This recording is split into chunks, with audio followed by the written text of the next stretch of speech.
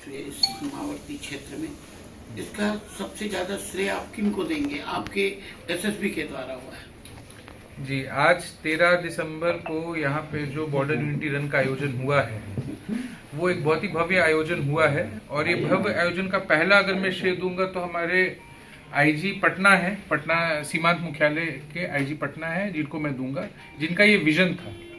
उन्होंने इस चीज़ को एक हमें रास्ता दिखाया कि इस चीज़ को कैसे करना है, कैसे आपको ऑर्गेनाइज करना है, क्या क्या चीज़ें रखनी है, और उसी को हमने क्रियान्वित किया है यहाँ पे ज़मीन पर कि सारे अरेंजमेंट्स किए हैं, स्कूलों से बात की, आप लोगों के साथ भी रेगुलर मीटिंग की हम लोगों ने, ताकि बढ़ चढ़ के लोग हिस्सा लें और ये एक जन भागीदारी का मूवमेंट बने। जो मैं बार बार बोल रहा हूँ, ये कोई प्रतिस्पर्धा नहीं, ये एक जन भागीदारी का मूवमेंट था और उसी के तर्ज पे ये प्रोग्राम अच्छे से ऑर्गेनाइज हुआ है। इसमें बस दौड़ नहीं, इसमें ये भी था, आपका सोशल मैसेजिंग भी था, इसमें आपने देखा होगा रंगारंग कार्यक्रम भी था, इसमें डॉग शो भी था। और इसमें सबसे बड़ी बात यह है कि अगर आप बीसीपी पॉइंट पे देखे होंगे, जो हमारा चेक पोस्ट वाला पॉइंट है, तो अलग अलग संस्थाओं ने अपने मन से बैनर बना के लगाया भी है। इसका मतलब है कि इस चीज की ओनरशिप बस एसएसबी तक नहीं रह गई थी, ये पूरा जोगबनी का प्रोग्राम था। और उसी के चलते हम देखे भी हैं कि हमने एंटिसिपेट किया था 3 से 4 हज़ार की भीड़ हमने एंटिसिपेट किया था, बट अगर आप लोगों ने तो कवर किया ही है, वहां पे आप लोगों ने देखा होगा कि ये भीड़ 6 से 7 हज़ार से कम नहीं रही होगी, अगर हम सारे लोगों को काउंट कर ले जो साइड में भी खड़े थे, जो बाद में वॉक करके गए हैं। तो दोनों वेन्यूज का अगर हम टोटल काउंट कर ले तो आराम से 7,000 प्लस होगा। कुछ लोग 10,000 भी बोल रहे, लेकिन 7,000 तो मिनिमम रहा होगा। तो इस भव्य आयोजन के लिए मैं सबसे पहले आप लोग के माध्यम से सभी को धन्यवाद देता हूँ, पूरी जोगबनी को धन्यवाद देता हूँ।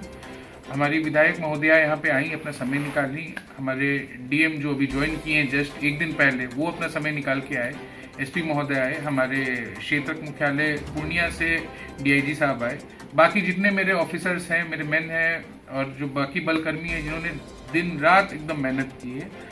मैं एलपीआई का भी खास तौर पे धन्यवाद देना चाहूँगा, क्योंकि उनके वेन्यू पे ही पूरा ऑर्गेनाइज किया है।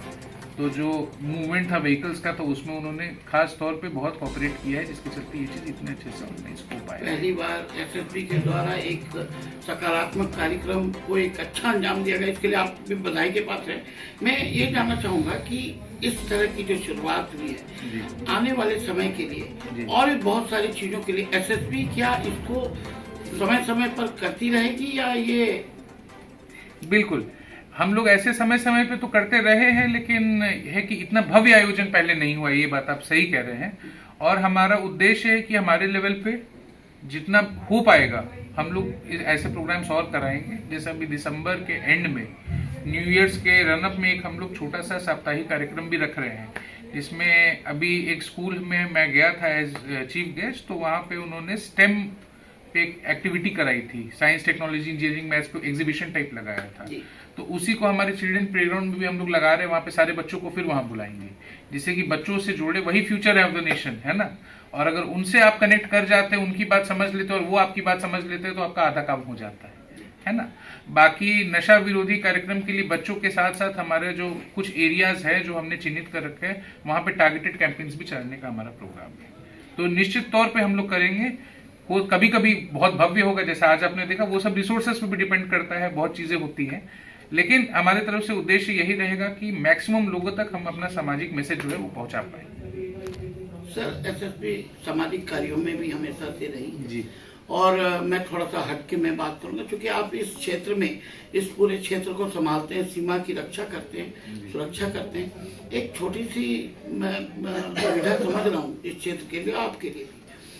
ये जो सीमावर्ती क्षेत्र है, यहाँ एसएसबी पटना में है और जोगबनी बॉर्डर पे बहुत इंक्रोचमेंट है, ऐसे में लॉ एंड ऑर्डर के लिए बहुत ही मुश्किल है कि किसी भी तरह का ऑकरेंस होता है, वायलेंस होता है, तो बॉर्डर तक आपको पहुंचने में, बिहार पुलिस को पहुंचने में जो सबसे मुख्य चीज है, ये बहुत इम्पोर्टेंट है।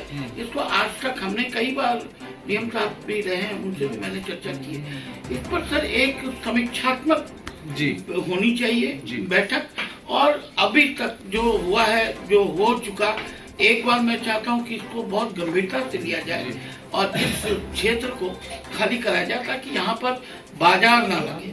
ये बार बार बाजार लगता है और लोग जा नहीं पाते जी। हैं, आप भी समझ रहे होंगे। मैंने कई बार इन चीजों को लोगों का ध्यान आकृष्ट कराया है। तो इस पर आप कैसे करेंगे? हम लोग भी आपके साथ जी। हैं, हम लोगों को भी बुलाइए, हम लोग भी इस पे। ये जो इशू है आपका इंक्रोचमेंट का, बस अवैध इसका नहीं है कि इंक्रोचमेंट है, ये लोगों का लाइवलीहुड का भी इशू है। जी ठीक है, तो इस पे ये कोई वन स्टॉप सोल्यूशन तो मैं अभी आपको ऐसे नहीं बोल सकता हूँ, लेकिन जरूर सारे स्टेक होल्डर्स को लेके एक मीटिंग करनी होगी और एक कॉमन सोल्यूशन निकालना पड़ेगा। आप जिस ठेले वाले को अगर हटा भी रहे हो वहां से, है ना, कहीं तो और उसको करना कहीं होगा, आपको उसको नहीं। जगह देना होगा और वहां पे ऐसा जगह देना होगा कि वहां पे उसको ग्राहक मिले, जी है ना। तो ये सारा, और एक तरफ कानून है कि आपका क्या रह सकता है क्या नहीं रह सकता, नो मैंस लैंड पे कुछ नहीं रह सकता है। तो नो मैंस लैंड पे तो मैक्सिमम एनक्रोचमेंट हमने हटा दिया है, ठीक है। बाकी उसके अलावा जो बचे हैं उसके लिए भी रेगुलर वे में हमारे डीएम से या जो डिस्ट्रिक्ट एडमिनिस्ट्रेशन उनसे बात होती है। पिछले जो डिस्ट्रिक्ट मजिस्ट्रेट थे उनसे भी हमारे बहुत अच्छे परस्पर संबंध थे, अभी जो आए हैं उनसे भी बहुत अच्छे हैं और हम लोग होप कर रहे हैं कि इस इशू का कुछ अच्छा समाधान निकालेंगे, जो बस एक पेपर पे नहीं, कागजी समाधान ना हो, एक आमूलचूल परिवर्तन हम ला पाए। चलिए सर, आपने बहुत अच्छी पहल की है इस क्षेत्र के लिए। जी। आपको हम लोग की ओर से, मीडिया वालों की ओर से और खासकर Indo Nepal journalist coordination committee की ओर से भी आपको बहुत बहुत धन्यवाद, बधाई। नमस्कार।